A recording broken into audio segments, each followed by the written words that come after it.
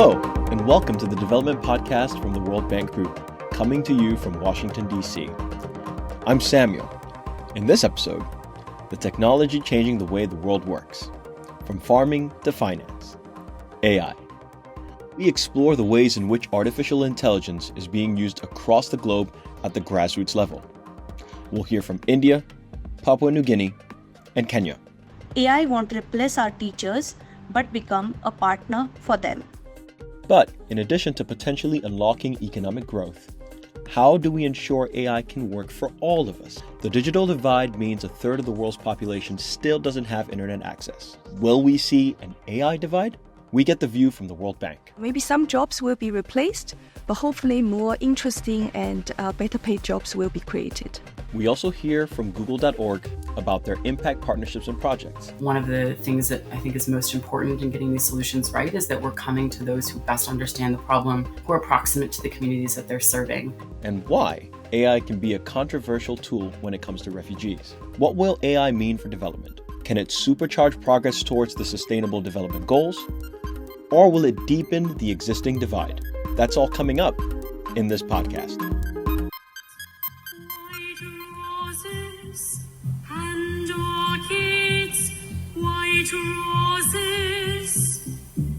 This opera was not composed by a human being.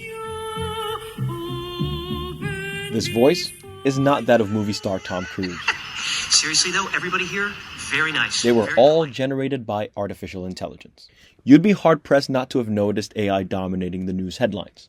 While it has been around for some time, the technology has advanced at an astonishing rate in the last 5 years. It has also become available to the public at large through applications like ChatGPT. And the race to produce the most user-friendly AI tool is very much at the heart of the Silicon Valley tech titans' to-do list. With it comes concern from many over the future of jobs, with fears that AI will replace the human in some functions. There's also fears over impartiality, accuracy, and the data that AI is trained on. Not to mention the well-being of the humans that are manually labeling tens of millions of pictures to create the datasets. The carbon footprint of AI is also troubling many as the use widens. The data centers needed to house our digital information generates a lot of carbon emissions, and AI is increasing that footprint. Despite worries over how people will interact with AI, which we'll talk more about later, there's a good deal of optimism over how AI can revolutionize the way we work, provide low-cost solutions to difficult problems, teach us new skills, and boost economies and help them diversify.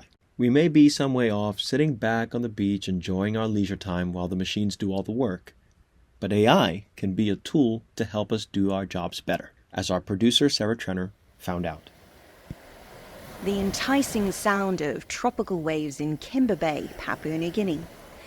The area is a biodiversity hotspot with many coral reefs and also the incredible marine life they support.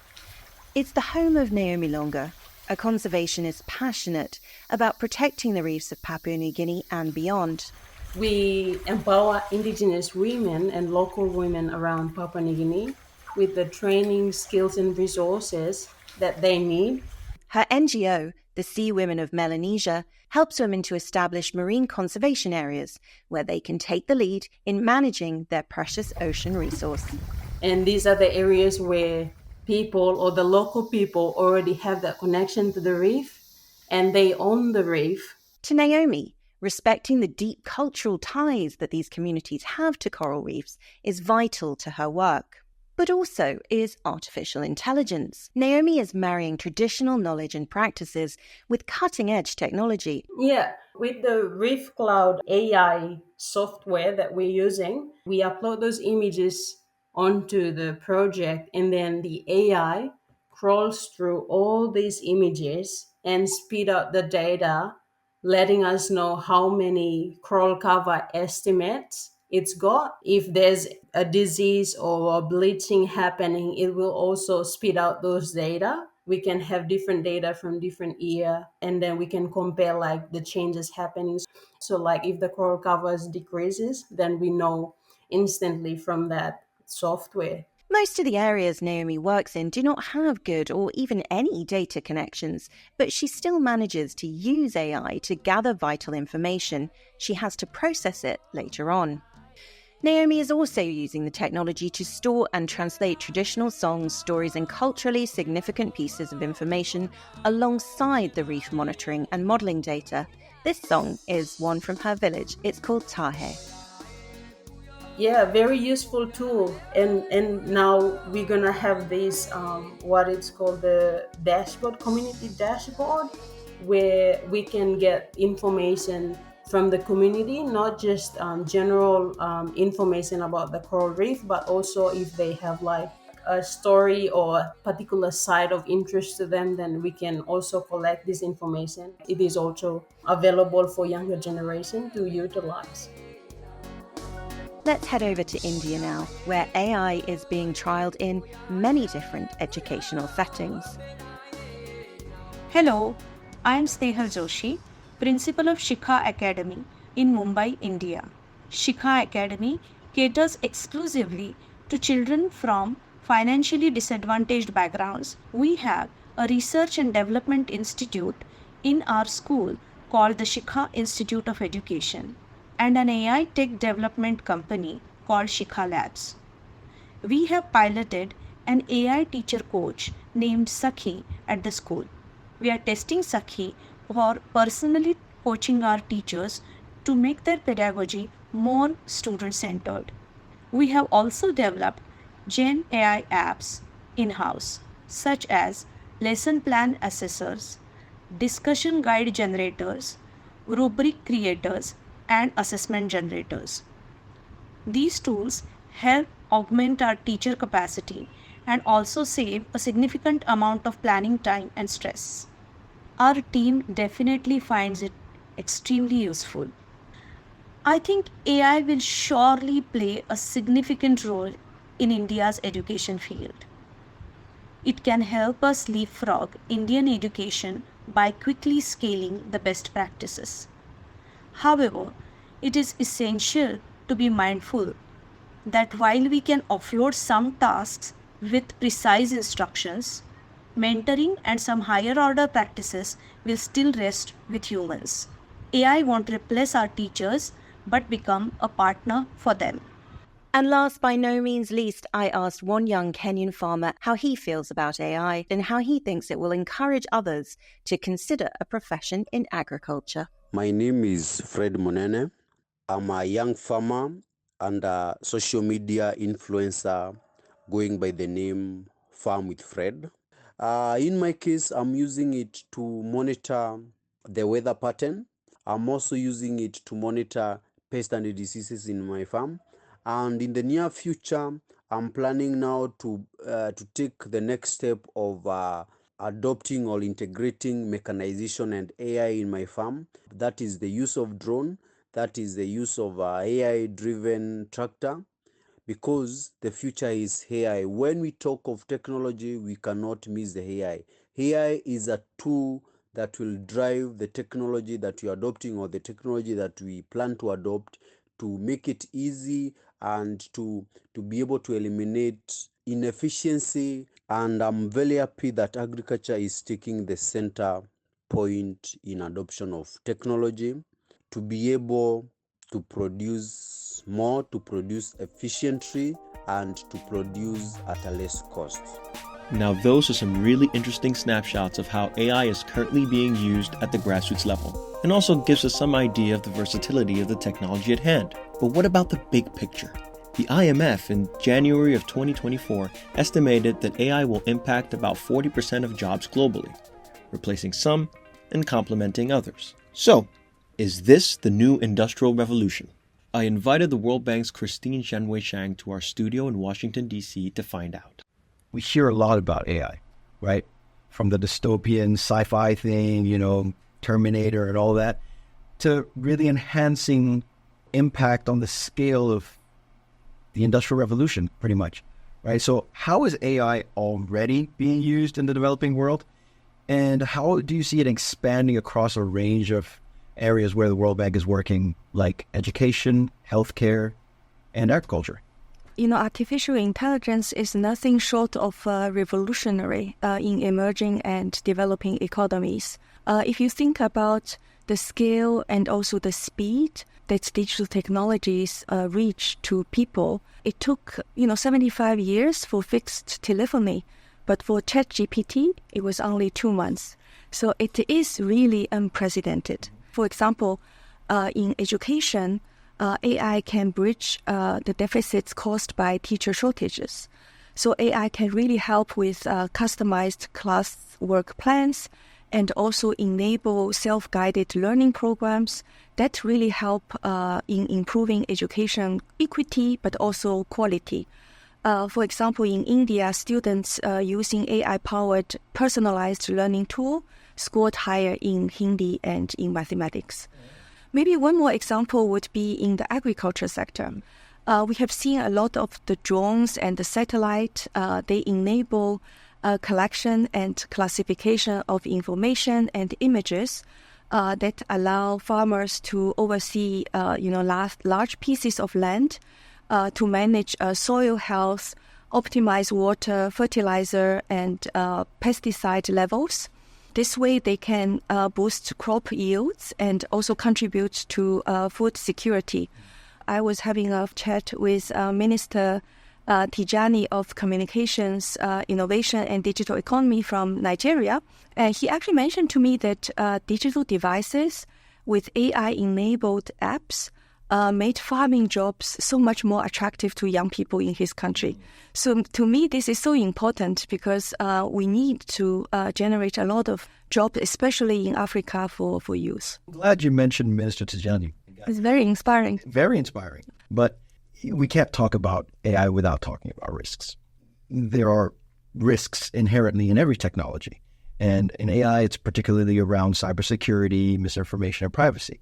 Now, what are some of the measures that we can take to mitigate these risks? But above all, which is really interesting to me, the ethical considerations, right? What are the ethical considerations to keep in mind so that AI actually meets the needs of the developing world? Yeah, it's very important that we put in careful guardrails to ensure that AI is applied ethically, equitably, but also inclusively. The first big concern is about misinformation and deepfake.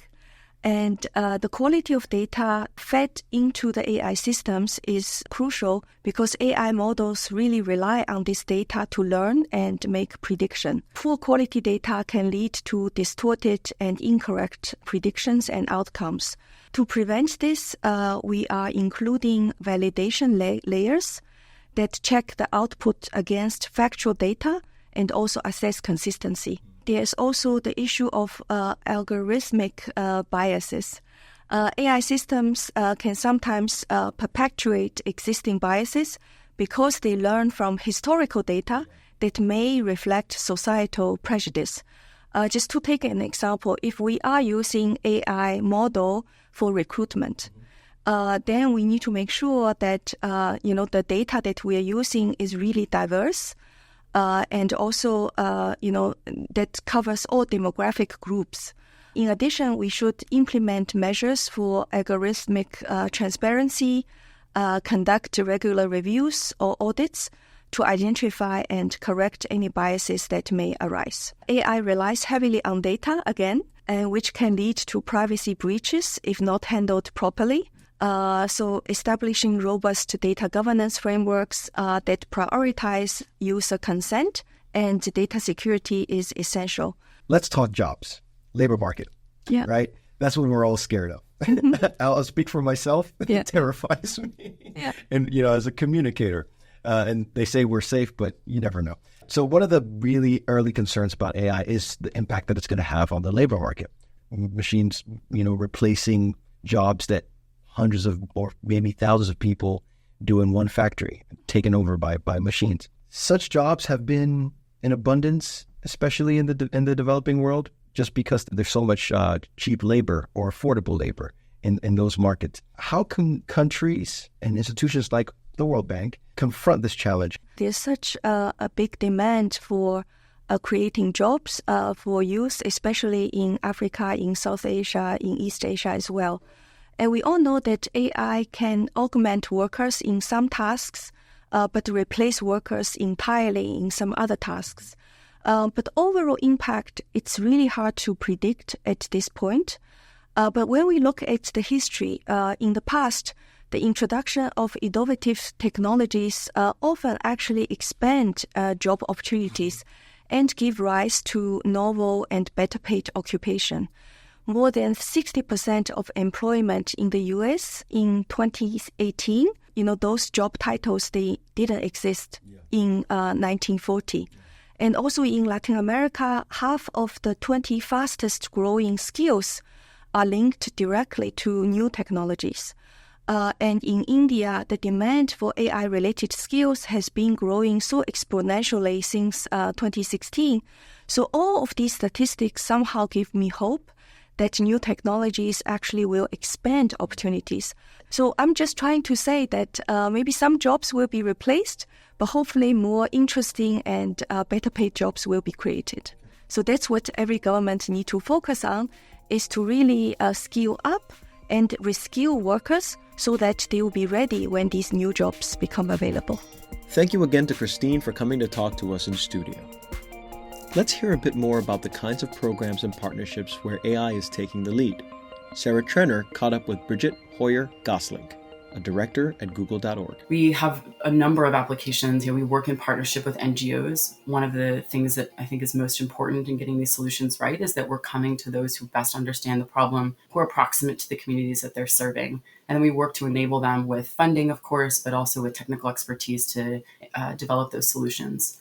Give me an example of some of the partnerships google.org has worked on that you've found particularly impactful or inspiring. We've worked with organizations like Vadvani AI in India, who is using a tool to do pest identification and provide better information to agricultural extensionists and to farmers directly, but also to agricultural ministries across state and national government level to help understand what's happening in crops and allow for folks to better adapt. The early studies on that show that not only were farmers able to increase their outputs and therefore their economic gains, but also to decrease pesticide use, which has, of course, the ancillary benefit on the environmental side.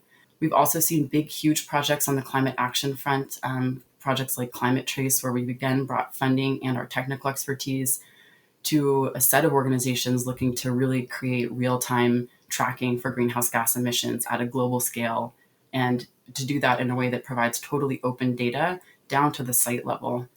And then finally, really exciting work that's happening on the climate resilience and adaptation front. We're obviously seeing an uptick in crises around the world. One of the most challenging areas where we've seen that is in flooding, which impacts just millions of people's livelihoods and lives. And Google itself has actually developed new AI models that provide new flood forecasts up to 7 days in advance across 80 countries. We put that information out on our platforms through tools like SOS Alerts, but we also are working through google.org in partnership with NGOs like the Red Cross to really make sure that those alerts are provided all the way down to the community level. And then even doing innovative models like experimenting with if we can do cash transfers in anticipation of a crisis, might people actually be able to move out of harm's way and therefore reduce the damage. We heard earlier about a really innovative project in Papua New Guinea where data was being collected and then the AI was modelling the health of coral reefs. And in a lot of the communities working on this project, there was no capacity to be online at all. They took the data and uploaded it at regional offices, which was really time-consuming and involved physically travelling quite a long way by boat. So how do we make sure that the digital divide isn't widened even more, with some parts of the world using tools that others simply can't? Yeah, we will definitely need to see continued investment in infrastructure to really fully realize the potential of AI. But I am also really excited about some of the work that's happening to move AI models, data collection closer to the edge. So it used to be we were, like with most things, right, running these only in the cloud, only in big data centers. And that's still the case for a lot of the more advanced models, of course, that we're serving with, things like Google's Gemini product. Google Gemini is our large language model enabled tool that allows you to access information and ask questions. But ultimately, actually, a lot of this work is now able to be done on device. So actually, when we launched Gemini, we launched a specific model that's meant to run on device. It's much smaller. It's slightly less capable, but it's actually still quite useful for many, many use cases. And in addition, right, the sort of ability to store data, to have uploads, to work kind of through the sneaker net, right, of passing around this information from disconnected places, ultimately maybe bringing it back to a hub that has that connectivity. We see organizations doing that all the time. And I think we need both things, right? We need to invest, of course, in the infrastructure to build out that connectivity goal. And we shouldn't wait until that happens. And so the combination, I think, of the technology advancements with the innovative ways that people are using those, I think just gives us a true advantage in today really seeing that AI opportunity come to life, even while we're still trying to solve some of those infrastructure gaps. As we heard earlier from Christine at the World Bank speaking to Samuel, there are many cautionary tales when it comes to AI being rolled out in various situations across sectors. One of those is the movement of people across borders. For years, there have been stories of AI failing to detect the facial features of people from various ethnic groups. There are also, says Petra Molnar, human rights lawyer, campaigner, and author of the book The Walls Have Eyes, Surviving Migration in the Age of Artificial Intelligence, bias issues to address, and urgently. I caught up with her and asked her how AI is currently being used in the context of refugees. AI and new technologies are now impacting virtually every single aspect of a person's migration journey, and different types of projects that you might interact with before you even cross a border are things like, for example, social media scraping of your activities online that different states are doing. There's different types of technologies that you might interact with should you find yourself in a refugee camp or a humanitarian emergency setting, like biometrics. There's different surveillance and AI-driven surveillance in particular that we've been documenting across different borders. And then even on the back end, so to speak, once you've already arrived in a country, you might be impacted by visa triaging algorithms that use machine learning or AI or voice printing technology, or even AI lie detectors that we've been documenting where facial recognition and emotion recognition is used to try and determine whether you might be lying or not during the course of your interaction with a border official. The risks around people's human rights are very, very high. We know, for example, that facial recognition technology has trouble with people who are darker skinned. Or we know that there are biased algorithms that are being used because they also reflect the biases of our current world. Petra, I read an article from you where you asked a generative AI system to show you pictures of a refugee, and the results were very interesting. Can you explain to me what you got back and why it matters? Yeah, sure. So I was trying to see how generative AI could possibly think about people on the move, migrants, and refugees. And I asked it a couple prompts when I was finishing up my book. And I was curious to kind of see how different programs would respond to the question of what does a refugee look like? And it was really stark, but perhaps not surprising, that the images that came back were either extremely racist depictions of people with black and brown skin in distress, or very kind of naive portrayals of kind of smiling, vaguely Middle Eastern looking children, just kind of out there in the world. It was really quite depressing, frankly, to see that yet another kind of tech tool was relying on very, very discriminatory depictions of a very complex population. You feel there needs to be regulation across the board when it comes to the application of technologies in relation to migration and refugees. But where do you feel there is a possibility of AI actually working well when it comes to the issues that we've discussed? I definitely think it could. And this has been a challenge for someone like me who's spent years looking at, all the human rights violations and the difficulties with using AI and new tools. But there's also another side to this story, and that is definitely thinking creatively about how technologies can be used to level the vast power differentials that are present in our world and empower mobile communities and give them access to resources. Last year, we started a fellowship program for people on the move to tell their own stories on the impacts of border tech. And honestly, it's been really interesting because, last year, for example, half of the fellows were looking at surveillance and the difficult impacts of tech. But then the other half was looking at the more positive uses of technology. For example, the use of chatbots to make information available for refugees and mobile populations very quickly, or the use of technology for psychosocial support and digital archiving of community stories. There's this whole rethinking that we can do also when it comes to tech, but it must be led by, again, people on the move and affected communities that are the ones who really are the experts when it comes to having these conversations, because they're the ones who are being impacted by this every day. It's, to me, ultimately, again, about highlighting the human impact and thinking about how technology could potentially be used to make people's lives easier and better, assist them in their asylum claims, or even support them psychosocially. I think there's definitely openings for that. Well, this is not a topic that's going anywhere, and we'll come back to it, I'm sure. But in the meantime, if you have any thoughts on what you've heard, we'd love to hear them. Get in touch at the Development Podcast at worldbank.org if you'd like to send us an email with your take on the AI revolution. We promise you that a human being will read them. Thank you so much for listening, and we'll be back very soon.